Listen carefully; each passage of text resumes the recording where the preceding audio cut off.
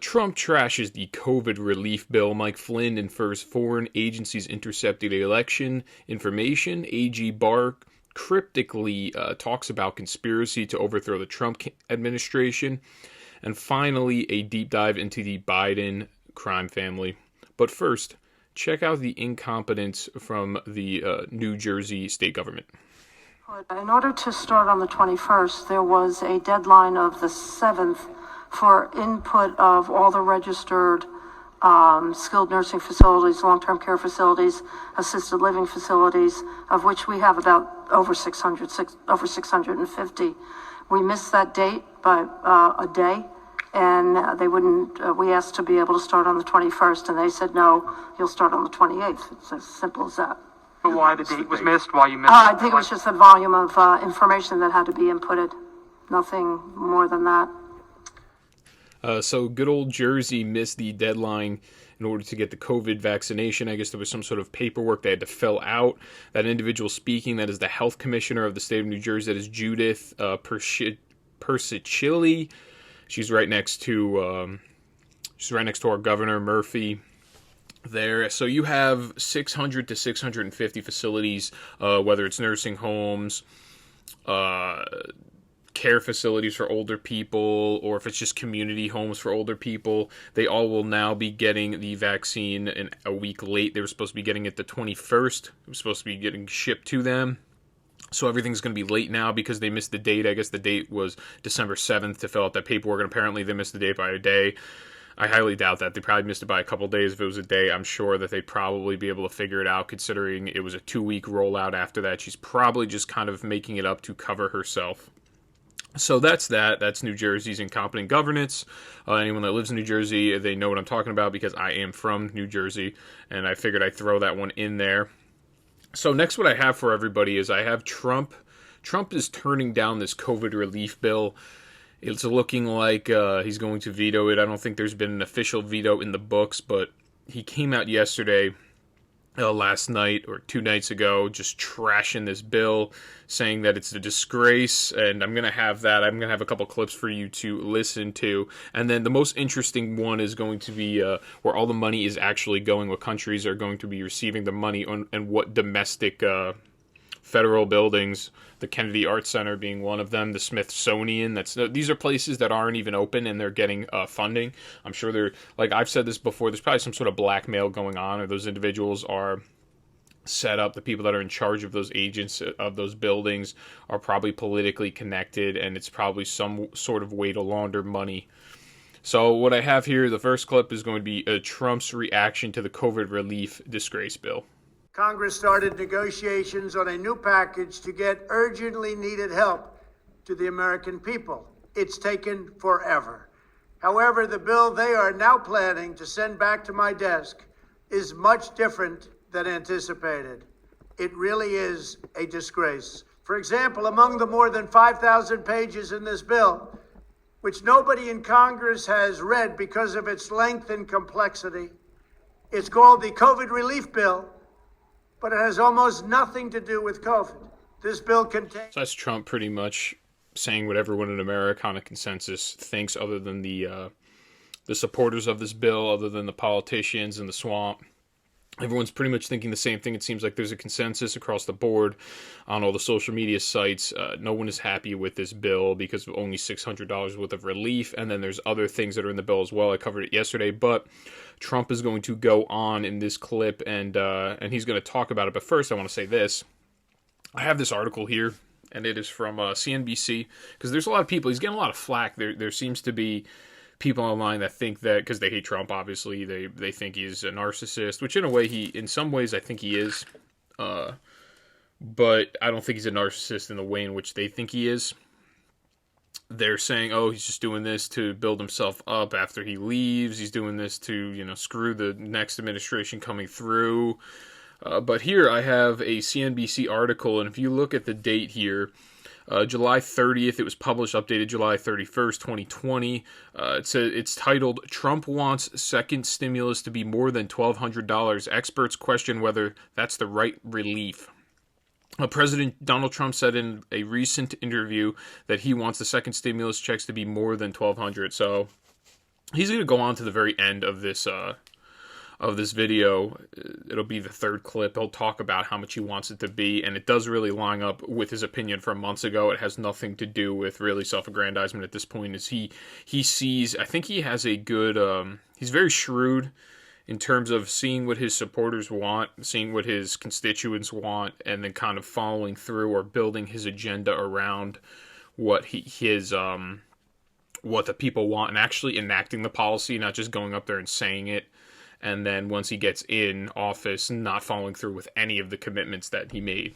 So next what you're going to have is he's going to talk about all the things that are being spent in this bill, all of pretty much, they're calling it the pork, rather the fat, the BS, the garbage that's in this bill, funding all of these foreign countries as well as these institutions that aren't even open. So check this one out. This bill contains $85.5 million for assistance to Cambodia, $134 million to Burma, $1.3 billion for Egypt and the Egyptian military, which will go out and buy almost exclusively Russian military equipment, $25 million for democracy and gender programs in Pakistan, $505 million to Belize, Costa Rica, El Salvador, Guatemala, Honduras, Nicaragua, and Panama. $40 million for the Kennedy Center in Washington, D.C., which is not even open for business. $1 billion for the Smithsonian, and an additional $154 million for the National Gallery of Art. Likewise, these facilities are essentially not open.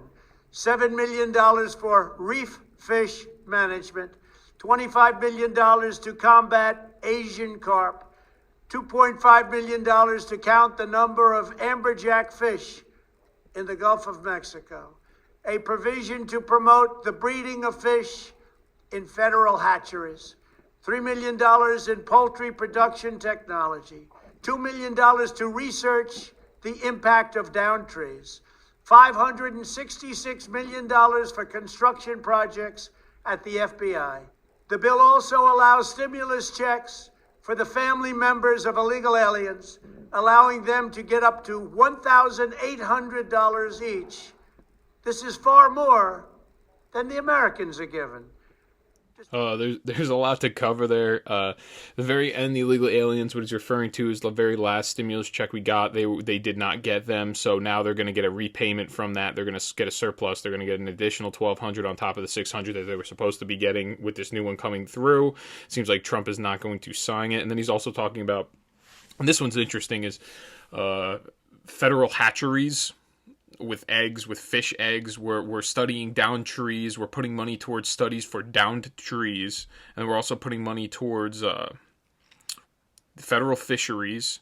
We're putting money towards, what was the other one that was so ridiculous? Oh, construction for the FBI buildings, which doesn't really make any sense. That should be in the FBI budget to begin with. You shouldn't have to add additional money to that FBI budget. That should be just written into whatever the governing bill is. That shouldn't have to be added on a stimulus. Doesn't really make any sense. And then the other one that he said was the down trees, and there was one other one that's like just so outrageous. Oh, the poultry. Last time I checked, the federal government is not in the they're not in the business of owning poultry facilities or farms. They don't like cultivate chickens, the last time I checked, so I don't really understand where that money's coming from. Then, he goes into all the other fluff having to do with the money that we're giving to other countries. Everyone's heard it. I'm not going to keep going on and repeating it, but it goes to show how much the establishment really cares about the regular working class American. So next what I have is the very end is where he requests the more funds to go to the people rather than all of these random, trivial pursuits. I am asking Congress to amend this bill and increase the ridiculously low $600 to $2,000 or $4,000 for a couple. I'm also asking Congress to immediately get rid of the wasteful and unnecessary items from this legislation and to send me a suitable bill, or else the next administration will have to deliver a COVID relief package, and maybe that administration will be me, and we will get it done. Thank you. at the end there, he hints a little bit, the next administration may be me. Right now, it seems like he is meeting with representatives of the House as well as senators in the Republican Party, and it seems like they might actually try to invoke that 12th Amendment that I covered, I think 2 videos ago, 2 current event videos ago.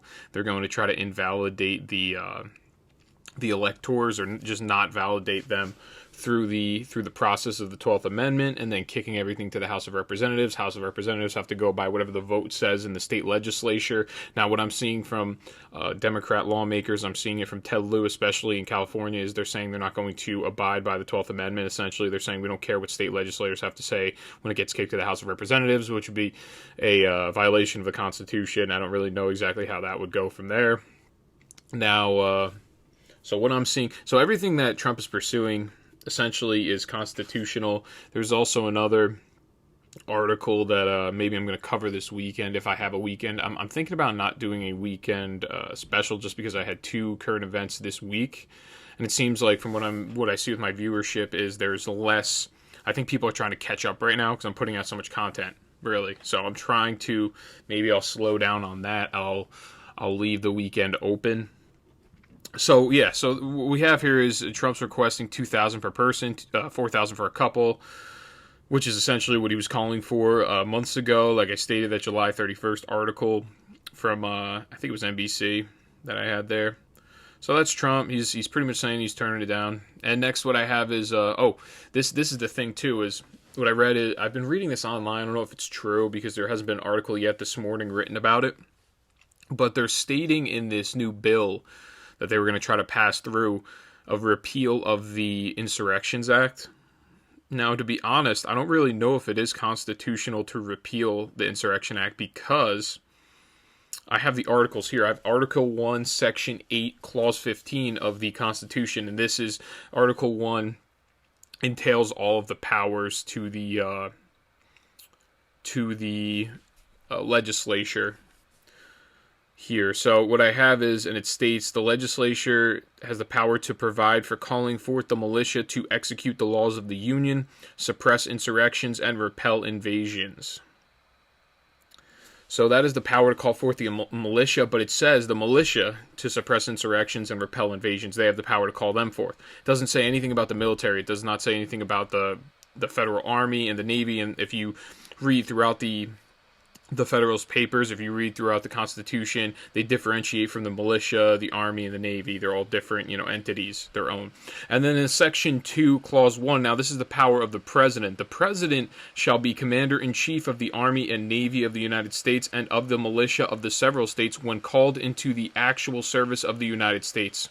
He may require the opinion in writing of the principal officer in each of the executive departments upon any subject relating to the duties of their respective offices, and he shall have power to grant reprieves and pardons for offenses against the United States, except in cases of impeachment. So, he has the power to call upon the militia, but it's when called into the actual service of the United States, which is stated in Article 1, Section 8, Clause 15, the one I just called. It is to provide for calling forth. The legislature has the power to provide for calling forth the militia to execute the laws of the Union, suppress insurrections, and repel invasions. So really what the Insurrection Act is, it is calling on the military force as well as the National Guard, and the National Guard is considered the federal power, but if you want to go into a state like, let's say, Pennsylvania, you do need the authorization with only the National Guard. You need the authorization of the governor of that state. With the military, you don't need that. You can invoke the Insurrection Act and use military forces rather than the National Guard. But usually it's easier to use a National Guard because our National Guard, the way I look at it is National Guard's federalized, but they're the closest thing to a militia that we have, like an actual organized militia that we have. So the legislature really does. I don't really know if they have the power to repeal this from the president.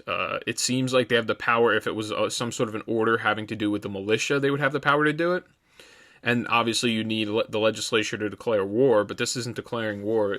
Invoking the Insurrection Act is not declaring war. So you kind of get into a weird, wishy-washy gray area there. I think that if they tried to repeal the Insurrection Act, I think it shouldn't go through the Supreme Court, but I think it might, because At the end of the day, the check on the Insurrection Act has nothing to do with the legislative providing them the allowance to do it through like a vote.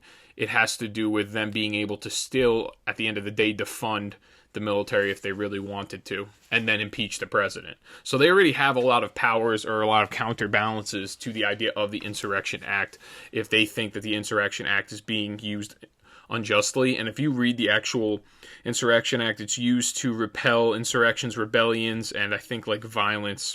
So pretty much it's these situations where it was really justified to be used in these big cities over the summer where there was riots and they were burning down people's businesses and assaulting people and killing people on the streets. That's when the Insurrection Act really should have been invoked, and it should have been completely justified, but the Democrats were making it like it wasn't justified to do that. When Trump, I think he sent in certain federal forces. I don't even really know if he sent in the military. I think he sent in like FBI, all the federal forces.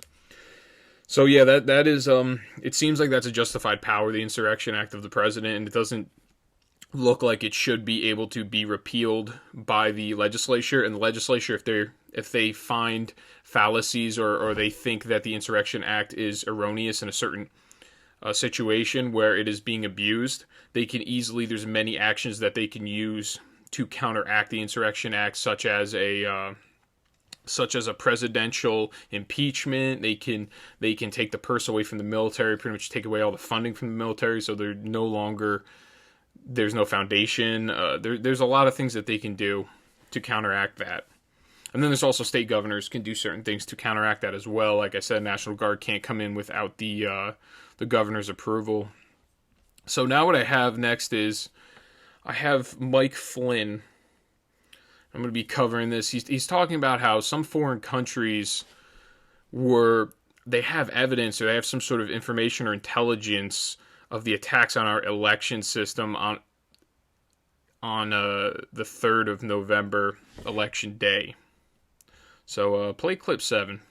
I'll continue the conversation. The general has just told us that other countries' intelligence agencies were watching our election on November 3rd and have important intelligence to share with the United States. General, how soon can they provide that to the United States?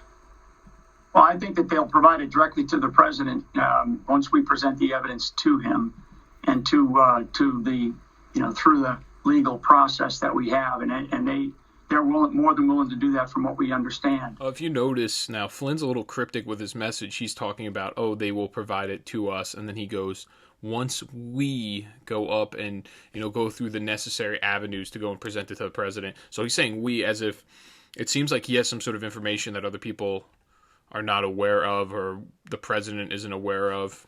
And apparently there's these reports Sidney Powell's been in and out of the White House. It seems like there must be some sort of information that is being told to Trump. So what I have here, and this goes off of the interview. I didn't want to show the whole interview, but this goes off the interview that Flynn had on Fox News Business. Now, Flynn's foreign intelligence agencies Flynn stating that foreign intelligence agencies were monitoring the U.S. election, willing to provide information to Trump. This was December 20th, 2020. I don't know if I have the author here. I'm surprised I don't have the author. Usually I do. Maybe there wasn't any, but it's an Epoch Times piece. Now, it states, and I quote, let's see, actually, I'm going to try to find the author because I want to give a hat tip. I don't want to, nope, doesn't have anyone here. That's weird. I guess it's from Epoch Times. I had it written down. I could have swore I had it written down, but maybe I'm wrong. Maybe. There you go. Jack Phillips. Jack Phillips is the name of the author of this. So he's quoting Flynn throughout. Flynn states, and I quote, "We have evidence now of foreign countries. We're watching the attacks on our election system, our election process on the 3rd of November. And then he states, we now have that evidence, and we received that today, but the foreign governments are willing to provide that directly to the president," Flynn remarked. "There are foreign partners and allies that are willing to help us." Flynn has been making this reference to SolarWinds cyber attack that impacted a considerable portion of the federal government agencies. It is not clear if Flynn's previous remarks about foreign countries monitoring the November 3rd elections was linked to the SolarWinds hack. And then he states, and I quote, "I would say if SolarWinds is an entry point into the rest of the entire U.S. critical infrastructure," Flynn added.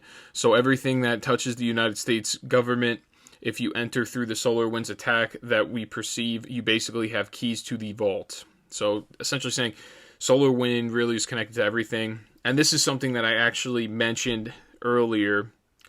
And I think he goes, these hackers compromised agencies, critical infrastructure programs, and private sector organizations starting in March 2020 or possibly before that, according to the agency. Now, he states, and I quote, "You're able to rummage around and do blank," meaning it rhymes with hit. You're able to do hit near anything. So it's a very, very serious attack. We've known about it for about 6 months, as I understand it. And then he states, "So when we talk about our election security, Lou," he's talking to Lou Dobbs, "I think this is all part of it because there's a relationship between the SolarWinds attacks, which has basically penetrated our entire infrastructure as well as our election securities." So this is something that I actually stated before in the last video. I was talking about SolarWinds, and I said I'm hearing these stories and these echoes that this entire hack to begin with in SolarWinds was actually hacked way before, like in the summer, and this information is just being released now. So this hacking of SolarWinds, that is the software for Dominion voting systems. It's the software, I guess, to the site. If you're an employee, you go on there. Now, this hacking of SolarWinds could have actually impacted the election, and that's really what he's alluding to. He's kind of speaking a little bit cryptically, but if you don't have any background on the information, like the normal American, you wouldn't be aware of this. But if you've been listening to this show, I've been alluding to it. I've been covering it extensively.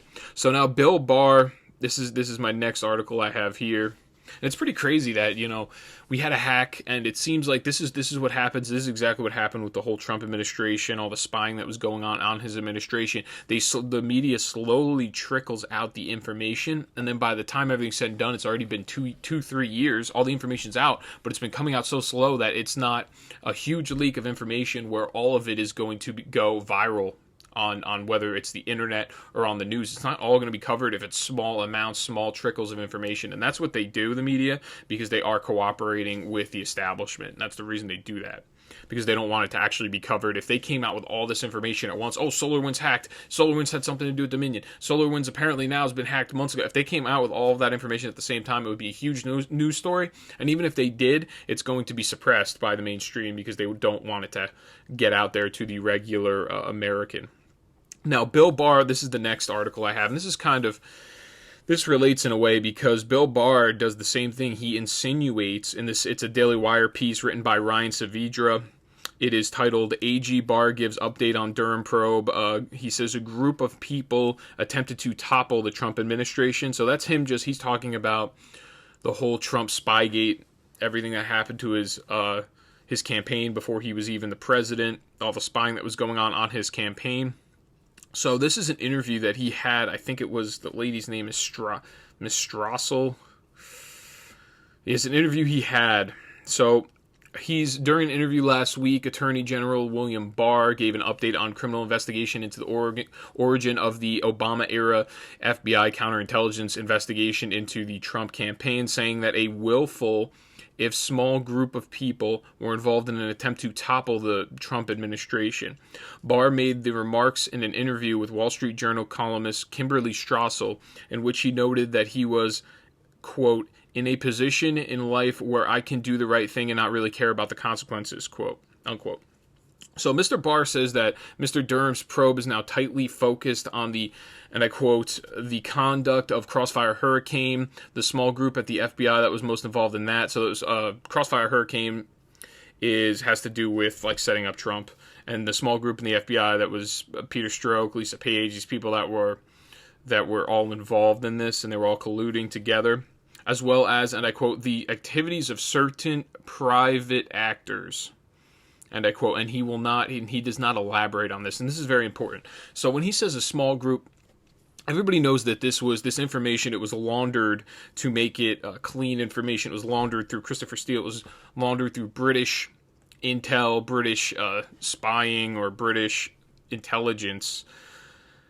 Now, what Barr is not going to go out here and outright exploit, or rather show that it is Great Britain, or it is, intel coming from intelligence that came from foreign allies. From what I understand, and I've been hearing, Dan Bongino talks about this extensively as well. What he thinks is Mr. Bill Barr will not admit that these foreign countries were colluding with the FBI to spy on the Trump administration, because they could, because of the certain laws, the way that laws are written in Great Britain. There's not as much needed to spy on people. There is not as much probable cause, or warrants are not needed. So, from what I understand, it seems like the FBI and Bill Barr's talking about this, saying private actors. He's talking, but he's not going to elaborate on it.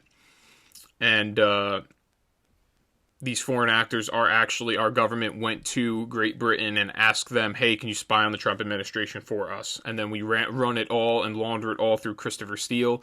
We throw it into the system. It perpetuates itself, therefore corroborating it. And then in the United States now, we can get a probable cause and a warrant for that spying. So Mr. Durham has publicly stated he's not convinced the FBI team had an adequate predicate to launch an investigation. In September, Director of National Intelligence John Radcliffe declassified a document showing that the FBI was warned in 2016 that the Hillary Clinton campaign might be behind the collusion claims. So and then Barr weighed in on his decision to not divulge information that Joe Biden's son, Hunter Biden, is under federal criminal investigation over his taxes and foreign business dealings. And he states a lot of Republicans think that's playing by Robert's rules. You are being soft on the other side, and I understand that frustration, Barr said. He states it's painful that the system is used against Republicans and there is an AG not willing to do the same thing against Democrats, but that is the only way we found our way back. He goes on, think about the power it would give the federal bureaucracy. The standard for investigating someone is low, so just gin up an investigation, make it public, and affect every single election. So we're looking at a guy, Bill Barr, and he's getting a lot of flack. People are hating on him. I think Bill Barr actually has some sort of set morality or standards or ethical code, and he does not want to impact the election. That's why he was not reporting, I think, on a lot of that Hunter Biden stuff. I think he also doesn't want to cause instability in our system, because if the people actually learn that our federal government is going after administrations that are seceding, or successor, I guess you would call it, successor administrations or campaigns, our federal government is using their federal power, and they're weaponizing the FBI and going to opposing countries to overthrow administrations. I don't think Bill Barr wants any of that information out, because he's actually afraid of the instability it might cause and the distrust in the system, and that's why he's kind of stepping around the issue, I think. Now, because he's a guy that probably trusts in the American system, and he doesn't want other people to. He doesn't want to sow discord. So now what I have next, and that's just my perception. Make sure you keep an eye out on any of that information. I'll obviously report if anything else comes out, any conclusive data comes out covering any of that. So what I have next is I have Peter Schweizer. He explains why the Hunter Biden story is so significant, and it is. I think he goes on some TV. I'm trying to think where he went on TV. He had an interview about it, and he's just trashing the Biden administration. I mean, the Biden crime family the whole time. He's on Breitbart. He had an interview on Breitbart. So this is a Breitbart article. Now, it is written by Robert Kraychick. It is titled The Biden Five, the Definitive Breakdown of One of America's Most Corrupt Families. So he starts off. He states, there's no question about it, Joe Biden is the planet around which the moons of his family travel, and the gravitational pull is Joe Biden's power and his position, and the family has enriched themselves based on the positions he had. Now, he continues, before Joe Biden is vice president of the United States, they're really not doing many international deals, but once Joe Biden becomes vice president of the United States, suddenly they've got foreign government and foreign entities falling over themselves to cut them in on deals that they have no background or expertise in. There's a direct link between the corrupt acts of the family and the policy positions and power that Joe Biden has. So he's pretty much saying before Joe Biden was the vice president under Obama, there's nothing going on, there's no deals, there's no businesses going on with the family, and then suddenly he's vice president and there's all these international deals that are getting cut. Suddenly, out of nowhere, and it's all kind of revolving around Joe Biden. So his number one, he's going to go through 5 different individuals in the Biden crime family. You have Hunter Biden, he does the most extensive, all the stuff with Hunter Biden. You don't even know some of the stuff. It's pretty extensive. It goes pretty deep, and it's from 2000. It goes from 2013 to, I guess, 2016 maybe. Or maybe even now, who knows. Now, Hunter Biden joined his father aboard Air Force Two in December of 2013 on a flight to China. 10 days later, he secured over $1 billion in financing from the state-run Bank of China for a newly launched private equity firm he had co-founded. So $1 billion we're talking about from the Chinese government. Because it's a state-run bank is the Chinese government, is run by the state, is run by the government. It is the Chinese government gave you $1 billion. So he explains this, Schweizer. He states, and I quote, before Joe Biden becomes vice president of the United States, Hunter is a lobbyist for online gambling companies in Europe. That's what he's doing. That's his professional background. Once his dad becomes vice president of the United States, he suddenly starts doing a whole host of global deals, beginning with China. He flies with his dad on Air Force Two to Beijing, China in December 2013. So before all of this, he was a lobbyist for online gambling companies, which... Can you find yourself any more of a integrity-based job to do? It's amazing. So then he states, and I quote, within 10 days of that trip, Hunter Biden joins the board of directors and gets an equity stake in a Chinese government-financed investment firm called BHR Partners, Bohai Harvest RST. He has no background in private equity. He has no background in China. They put him on the board precisely because his father is vice president and precisely because his father is taking pro-China positions on the global stage. So yeah, within 10 days of that trip that he takes with his father at Air Force Two, he now is on the board of directors for an equity stake on a Chinese government-financed investment firm.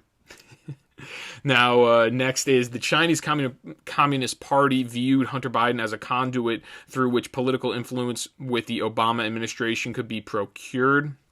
That's what Schweizer says. And then he states there's a very clear reason why the Chinese government wants the son of the vice president sitting on their board involved in these deals, because they need the approval of the Obama-Biden administration, which is, of course, what they get when they start acquiring these companies. So pretty much he's on the board just to cover themselves against the Biden and the Obama administration. It's also a way, if you think about it this way, it's also a way to blackmail an administration, saying, "Oh, well, look, we have family members here as well. So what, you're going to come down on us? We're going to tell the entire American public what you guys have been doing this whole time illegally." So they have them there. They really do. It's like a catch-22. So Joe Biden repeatedly denied having discussions with Hunter Biden about his son's foreign financial dealings. He states, "I've never discussed my business or their business, my sons or daughters," said Joe Biden in 2019. "And I've never discussed them because they know where I have to do my job and that's it, and they have to make their own judgments," end quote. Which to me sounds like a bunch of garbage. That's the position he's been holding this whole time, but it just does not, it's nonsensical when he's the one getting on the plane to go with his son to China, and then suddenly his son's now is coming back on a board of directors of this huge equity state-funded federal, Chinese government-funded firm. Now, laws prohibiting political bribery include transference of money to elected officials' family members, Schweizer noted. So this can legitimately be a crime. Now, Schweizer pointed to a photograph of Joe Biden posing with oligarch Keens Rakashev of Kazakhstan, who once reported explored business with Hunter Biden, as further evidence of the former vice president's deception in denying knowledge of his family's financial dealings. So it seems like Hunter Biden really got around. He went from Europe. He was in the game. He was a gambling lobbyist for these online gambling companies. And then he goes to China with his dad, and then now there's reports that he was in Kazakhstan trying to do business over there. A recent report from the Daily Mail suggests that the procurement of political favors from Joe Biden via Hunter Biden by Yelena Bacharina, a Russian oligarch who wired $3.5 million to Rosemont Seneca, a private investment firm co-owned by Hunter Biden. Bacharina's brother said the consultancy fee was a payment, and I quote, a payment to enter the American market. There you go. So we got Hunter Biden now also adds to his impressive portfolio. He adds Russia as well on top of all the other countries that he's doing deals with, international sleazeball deals, to enter the American market. It's pretty much just lobbying to get into the American market, and then also through that lobbying, it is also a deceptive blackmail maneuver. And now you can pass laws that will benefit these companies in the United States because they have this blackmail information on you and they've paid you these large sums. So he got $3.5 million from Rosemont Seneca, or that was wired to Rosemont Seneca from a Russian oligarch. $3.5 million. And that's his private investment firm. So now what I got next, it's still him. Jeez, man, there's so much with Hunter Biden. Now, Schweizer identified Hunter Biden's previous position on the board of directors for Burisma. So that's a Ukrainian energy company. So that now we got, what do we have, like 5 different countries that Hunter Biden is somehow on some sort of a board or getting some sort of money from. Now, a Ukrainian energy company, Burisma, as further evidence of Joe Biden's monetization of political influence through his son. And I quote, Hunter Biden was getting $1 million a year from a corrupt Ukrainian energy company, Schweizer stated. And he states he had no background he had no background in energy. He had no background in Ukraine. We now know with emails that have been released that he was working at Burisma's direction to try to deflect investigations into Burisma, which is a very corrupt company run by corrupt oligarchs, end quote. So this is what he's referring to here is when Joe Biden, and there's a video of it out, Joe Biden admits in 2018 that he pressured Ukraine to terminate the attorney, I guess it's the prosecutor in Ukraine that was investigating the corruption in Burisma. He was telling them, hey, we're gonna hold federal funding from you unless if you fire this guy because he's a bad guy. And then, I mean, it's a viral video. Maybe I'll play it next time because I do not have it loaded up today. So what I have here is next, it's Frank Biden. So companies owned by Frank Biden, Joe Biden's youngest brother, received millions of dollars in taxpayer loans related to real estate development in the Caribbean during Joe Biden's vice presidency. Schweizer said Frank Biden was basically a real estate agent and not very successful in Florida, suddenly decides he's going to go into the renewable energy business. He had no background in any of that. He set up a company in Costa Rica and sets up another company in Jamaica, and lo and behold, gets involved in deals that get taxpayer-backed loans from the U.S. government, or more specifically from the Obama-Biden administration, to do renewable energy projects in Costa Rica and Jamaica, end quote. So this actually does tie into what I'm talking about. So all the BS, all the garbage, everything that is in this stimulus bill, all this money that's going to these foreign countries, it's going to these foreign countries for a reason. It's backing these weird government-loaned programs in foreign countries. And then there's people from the United States that are either lobbyists or they're connected politically. They will go and they will invest and say, I'm starting this company doing this, and they'll take the loan straight from the federal government, and then they'll pretty much liquidate the business and walk out, or they'll launder it through that business or embezzle the money, and then they'll dip out, and then they'll sell it to somebody else, and they'll get rid of the company, or they'll just continue to soak up U.S. citizens' loan dollars as long as the federal government is handing it to them, like what went on in that last bill. So now it's a guy that has no success. We have Frank Biden, he's very low amounts of success as a real estate agent. And now suddenly he's in renewable energy with no background in it at all. And he's now setting up these companies in Costa Rica and Jamaica just to pretty much take money from the U.S. government. Now, Frank Biden's business interests also received millions of dollars in grants from the Department of Education towards the construction of charter schools. Joe Biden's youngest brother described his family name as a tremendous asset that delivers automatic acceptance for government approvals of school projects and securing public funding.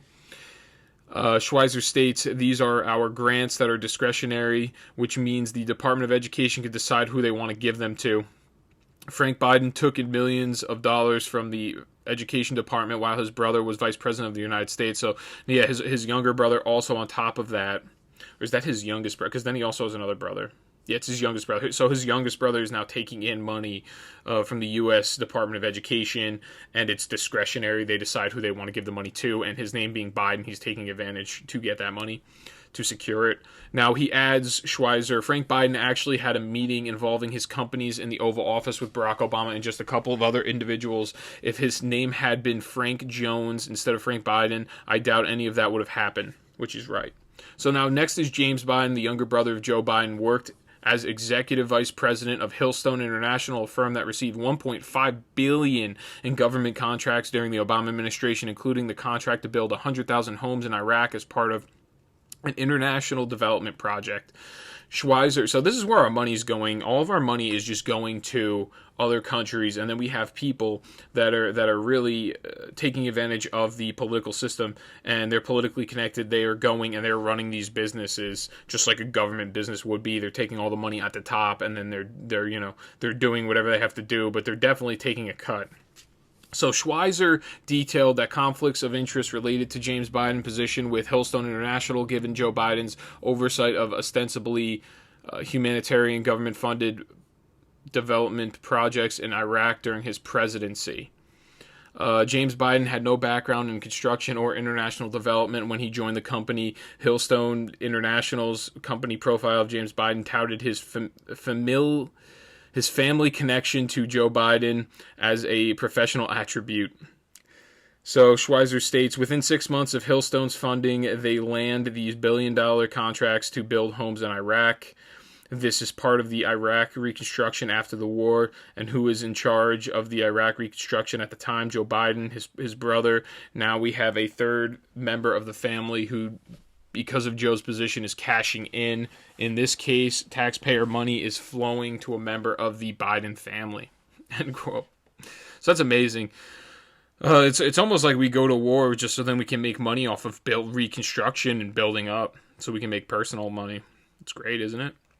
So next what I have Valerie Biden, that is Joe Biden's sister, who previously managed Joe Biden's senatorial campaigns in Delaware, financially benefited from donations to her brother's later presidential campaigns. In 2008, she sent $2.5 million to her political communications firm from Citizens for Biden and Biden for President Incorporated. So money that was given to Biden's campaign, she was able to launder it and take it and give it to her political communications firm from Citizens for Biden and Biden for President Incorporated. So she took $2.5 million worth of contributions to his campaign. And that's just her. So now I have Ashley Biden. That is the very fifth and the last one. Ashley Biden is Joe Biden's daughter. And Joe Biden helped her husband, Howard Crane, launch healthcare company Startup Health in 2011. He arranged a meeting with former President Barack Obama in the Oval Office weeks after the company's founding. Startup Health's meeting with Barack Obama was a huge hookup, Schweizer explained, noting Startup Health's securing of an invitation to Health Data Palooza, a joint conference run by the federal government and health industry. So it was a very small company, and they were able to get this invitation to this huge federal government conference.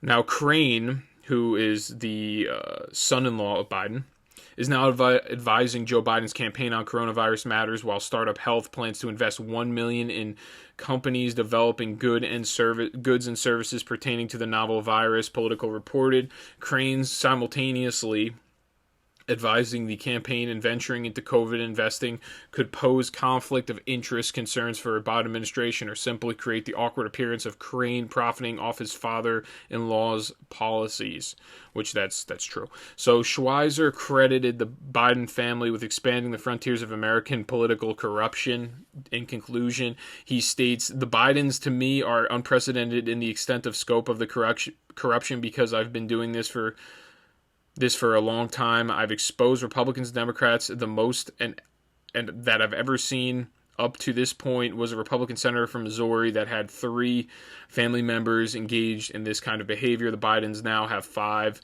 making the Biden 5, in my mind, the reigning champs when it comes to corrupt behavior in Washington, D.C. So really what what Schweizer's saying is he's pretty much bipartisan. He has exposed Democrats as well as Republicans.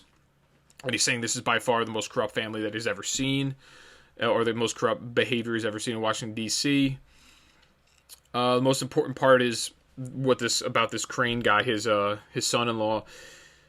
He makes money off of more and more COVID restrictions and more things needed for COVID. So any COVID-19 funding can actually be going to his company, because that COVID-19 funding that is given to these individual states, the federal government, and then they have the discretion to spend on what company they want to spend it on. And yeah, we're going to go with Startup Health, Joe Biden's son-in-law's company, to get all of our goods and services.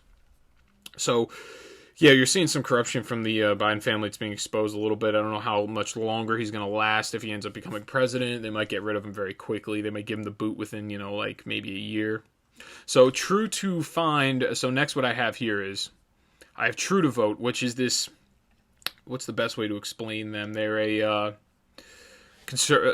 a vote monitoring organization. They try to ensure the fairness of the vote. They work together in doing so, defend the vote, the electoral process. That's really what they do. So True to Vote partners with Georgians to challenge more than 300,000 allegedly ineligible voters. So True to Vote finds 300,000 allegedly ineligible voters in Georgia. This is a Breitbart article. So it's by Kyle Morris, and it starts off, news of the challenge came in a press release in which the organization defined the challenge as a unique feature in Georgia law.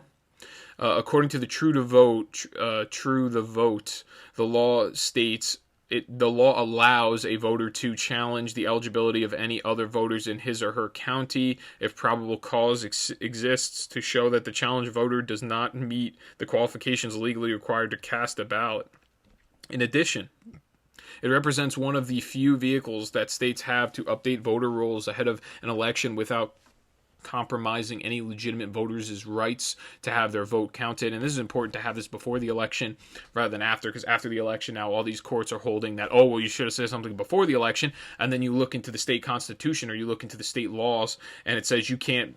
You really, here's the thing, you can't sue preemptively before something actually happens. I can't sue someone civilly for assaulting me when they have yet to assault me.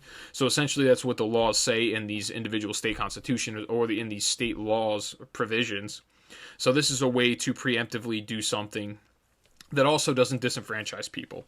So the challenge comes after True the Vote's voter registry research identified 124,000 registered voters who no longer reside in the county of record, and 240,000 voters who no longer reside in the state of Georgia, according to the filings with the United States Postal Service, National Change of Address, and other supporting commercial databases. So they utilize commercial databases as well as the United States Postal Service change of address system. I guess they have some sort of database as well there. And they look through names and they tried to match the name to an address, and now suddenly we're looking at names that are on the voter registry that are not even in the state anymore. It's a combination of they no longer reside in the county, 124,000, and then 240,000 don't even reside in the state, which that's really a substantial, because those are the votes that really, 240,000, those are votes that completely should just be thrown out if they're not living in the state anymore, because then that's an illegal vote. Now, if they're not living in the county, it's a little different. Yeah, there's certain, now for the Senate seat, it's not going to be an illegal vote, but if it was a county election, then it would be an illegal vote. So it continues. Filing the challenges preemptively before absentee ballots are open will help ensure only legal eligible votes are counted in Georgia's January 5th runoff election, Engelbrecht added. I guess that's the True the Vote representative.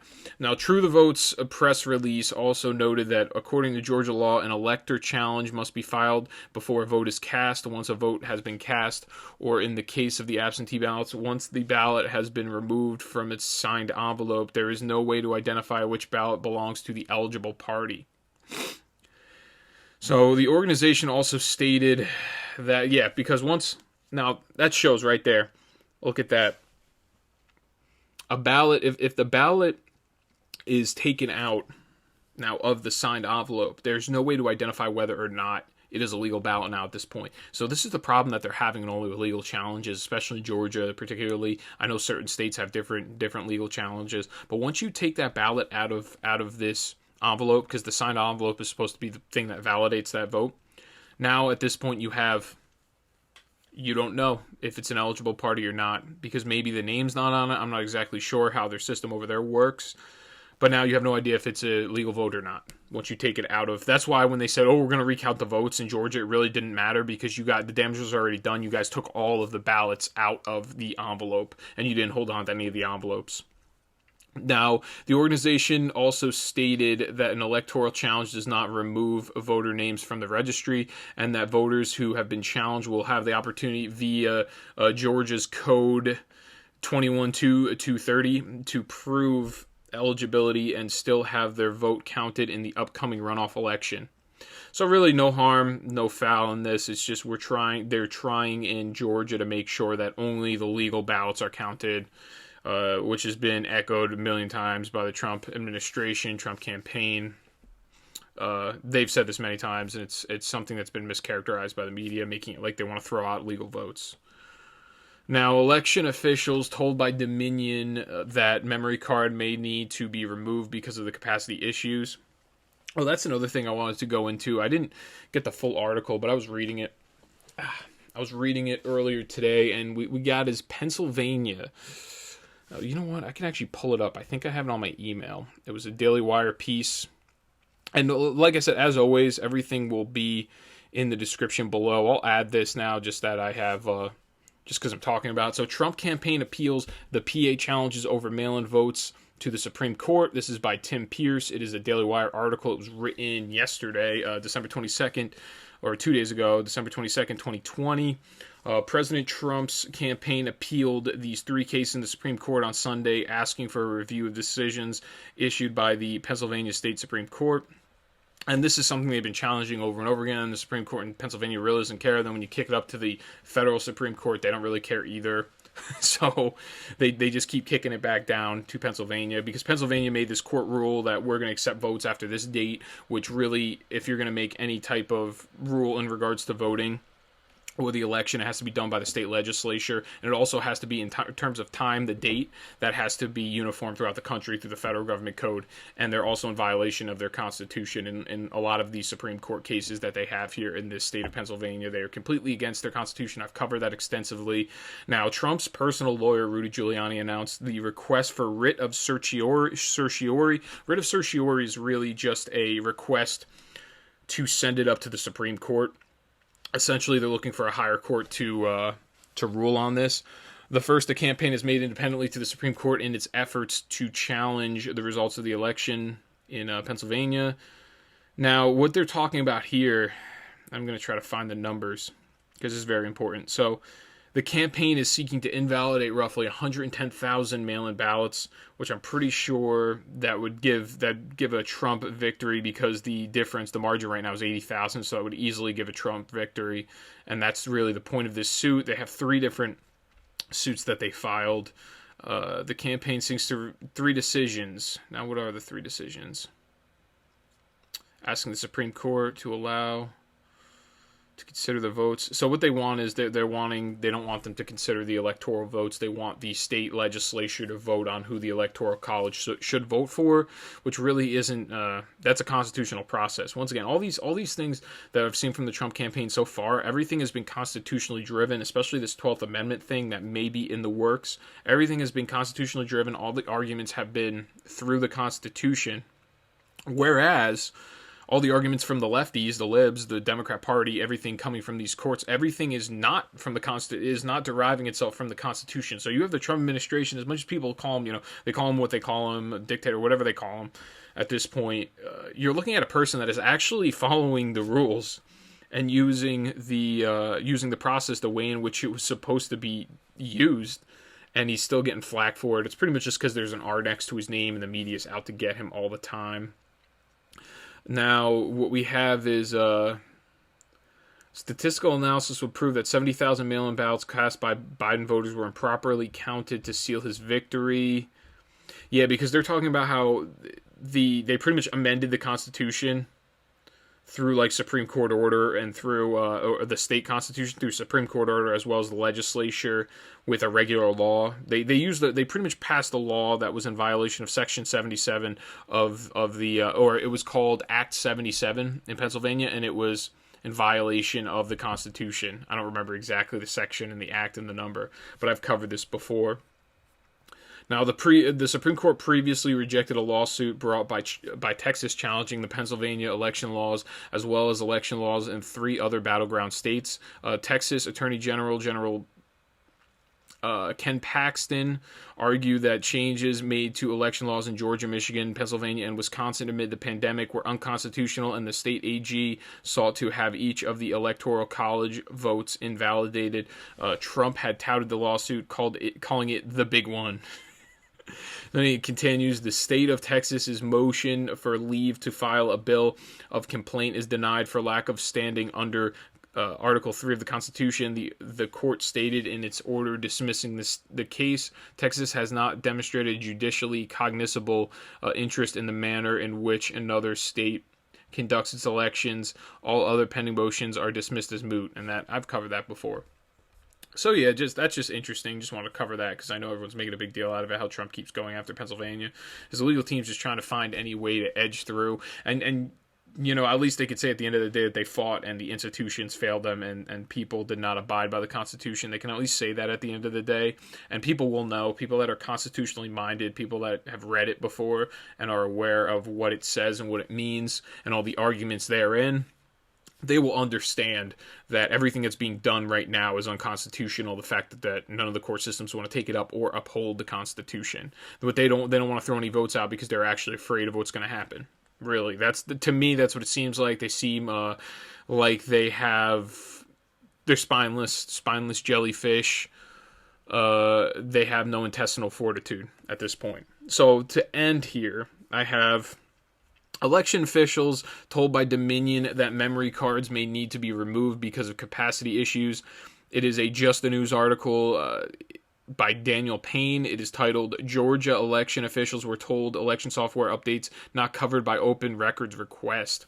Officials warned against providing information that could harm the security of election equipment. I think this is very interesting.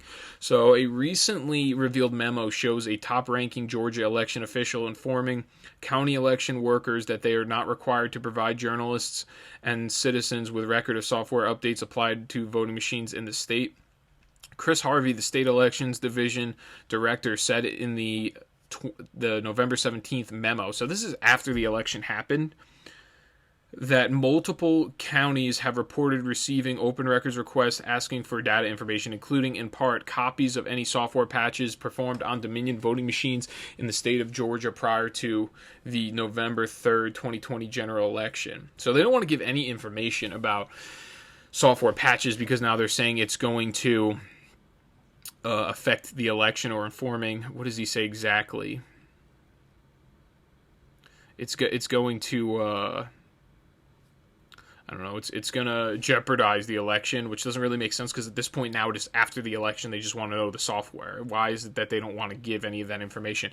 So this guy, Chris Harvey, the election division director, he states, under the Open Records Act, providing copies of software updates, or thumb drives containing software or software updates is not subject to open records requests. Therefore, and this is what he states, and I quote, that could harm the security of the election equipment and is forbidden from being shared.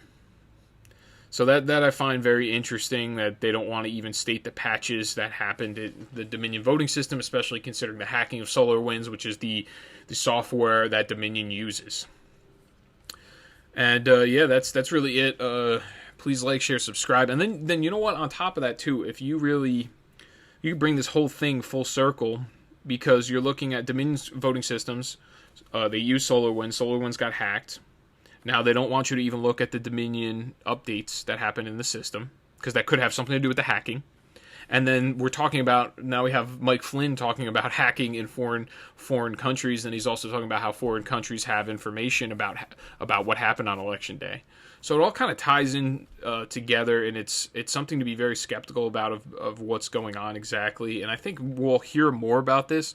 I think it will slowly trickle out. I think it'll end up being just like the setup, the Spygate on the Trump campaign. It'll be something that goes over the span of years, and we'll suddenly realize, oh, look at all of this information. Look what really happened. This shit was set up. It was hacked. What have you.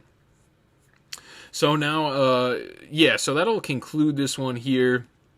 Please like, share, subscribe, drop the mic, let people know about the podcast. I greatly appreciate everyone for listening. This is the Christmas Eve special. I will be releasing it. I'm recording it a little early. I'm going to be releasing it Christmas Eve morning. Anyone want to listen to it while they're setting up or they're cooking or what have you. I hope everyone has a great Christmas.